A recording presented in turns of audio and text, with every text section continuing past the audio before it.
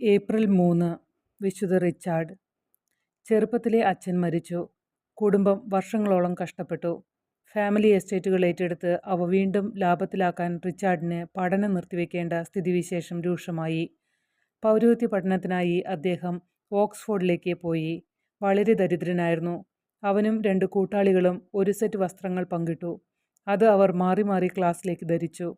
Oxford യൂണിവേഴ്സിറ്റിയുടെ ചാൻസലറായി നിയമിക്കുന്നതിന് മുൻപ് അദ്ദേഹം പാരീസിലെയും ബൊലോഗ്നയിലെയും സർവകലാശാലകളിൽ ബിരുദം നേടി. റിച്ചാർഡ് തൻ്റെ പഠനത്തിനും വിശുദ്ധിക്കും പ്രശസ്തനായി. തൽഫലമായി അദ്ദേഹം അടുത്തതായി കാറ്റർബറിയിലെ ആർച്ച് ബിഷപ്പ് വിശുദ്ധ എഡ്മണ്ട് റിച്ചിൻ്റെ ചാൻസലറായി. വർഷങ്ങൾക്കു ശേഷം വിശുദ്ധ റിച്ചാർഡ് ചിസ്റ്റർ ബിഷപ്പായി നിയമിതനായി.